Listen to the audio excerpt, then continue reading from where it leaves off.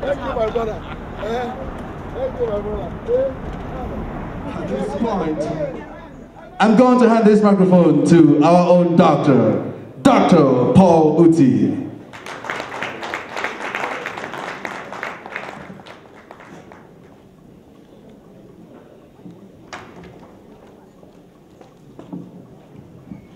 Mr. Chairman, Chief Lecturer, ladies and gentlemen, good evening. I am thankful for this opportunity. I'm thankful for this opportunity to make a few remarks in gratitude to God who has made this day possible, and to express my personal appreciation and admiration for our brother Michael Uwese's accomplishments to date. I say to date because this celebration today may just be the beginning of many such celebrations to come. Success, as you know, rarely comes to those who, in the face of opportunity, remain sedentary, but quite often to those who see opportunity and seize the opportunity.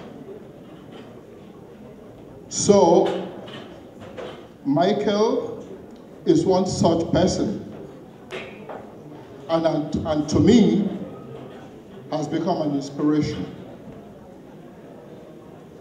In the summer of 1989, I met a young man who at the time had agreed to host a meeting of the then Bendel Igbo Association that convened monthly.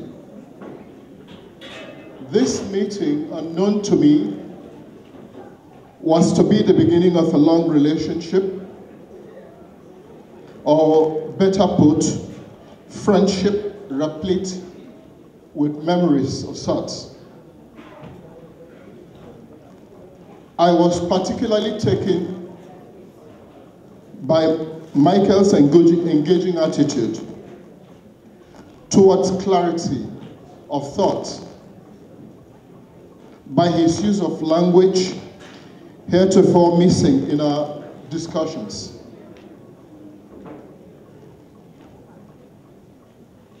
His was a language that seemed to remind us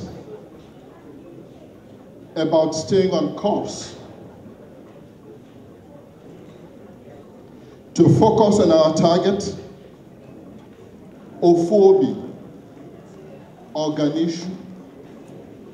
Ophobi means oneness, one, organisation, progress. I saw a young man who was ready to do it all to make the meeting a success. He advanced ideas in rapid-fire succession and seemed to take notes even faster than the words that were spoken. His constant reference to how meetings were conducted at home was especially fascinating to me.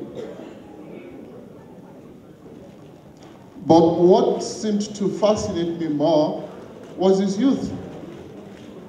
I saw a young man with an old man's brain, and I could not understand exactly where Michael was coming up with the language he spoke. He was our host. I was meeting him for the first time, but I was convinced I was dealing with somebody important. I just needed greater clarity and some opportunity to truly define who I thought Michael was. After all that has been said about him today, I now understand why Michael seemed to strike the kinds of notes he struck with me.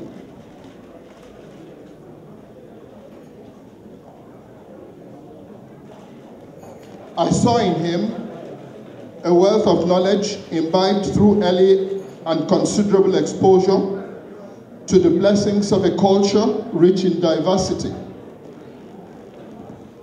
As Michael spoke, I often wondered how easily he came up with a blend of old and new ways of looking at issues, while still preserving the designs of the old. He seemed to suggest that in seeking new grounds, the guiding principle that led to the new one must be preserved. He often cited culture, which seemed to be the birthplace of those guiding principles.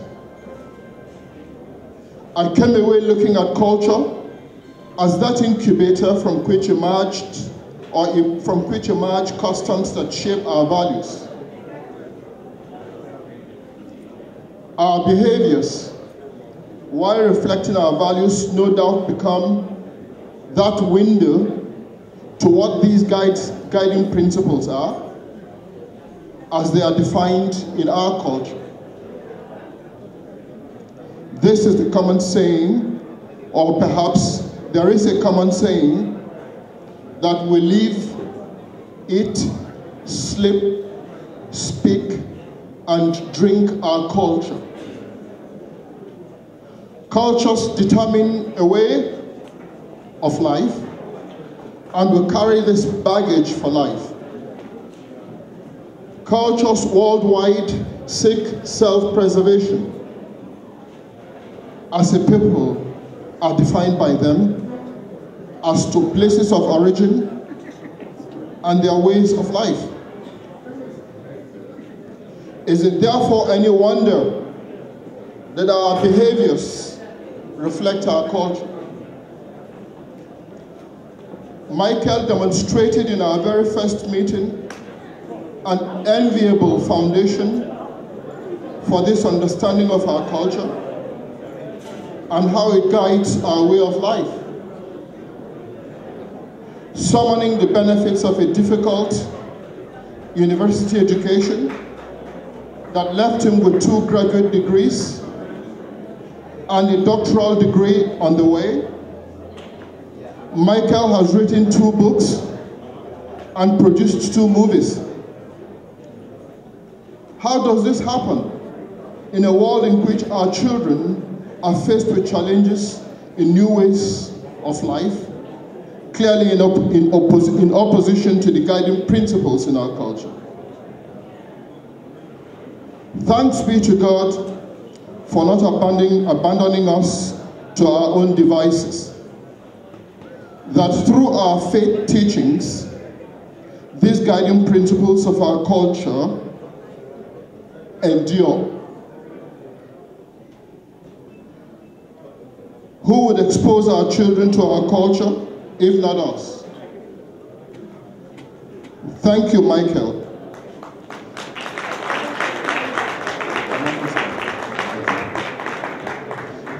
Thank you for reminding us that knowledge is useless when it is not shared, and is seen not to be making a difference in other people's lives.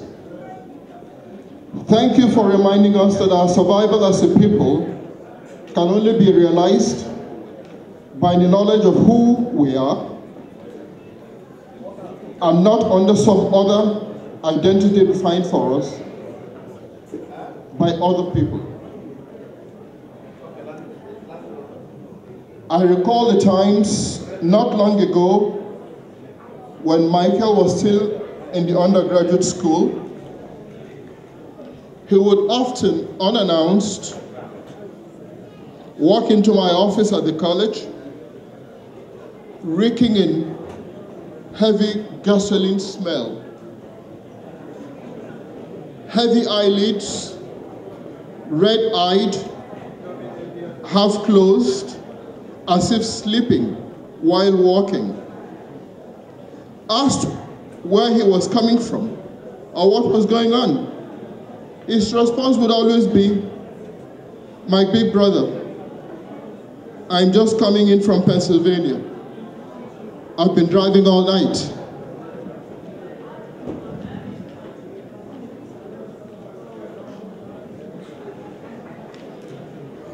So, after begging him to slow down, Michael's usual response to me would be, "Anugami, that means I've heard you.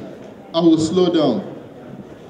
As we spoke, I was sure that Michael was no doubt consumed by the next assignment, his classes, yet undone. Yes, times were hard, but he weathered the storm. He did not say, "Oh, I have driven all night, and now I have classes to attend. When am I going to sleep?" He just found a way to do it. He did not ask how he would pay his rent, burdened with school and work. He just did it. He did it, and did it, and did it again, and again, until he got the job done. Now we can all point at Igobike Michael Wese and say that he said he would, and he did it. So for this, I thank you, Mike. You are an inspiration. I too would buy his book, and I promise I would read it before this weekend is out. I would buy it for $500. Thank you for listening.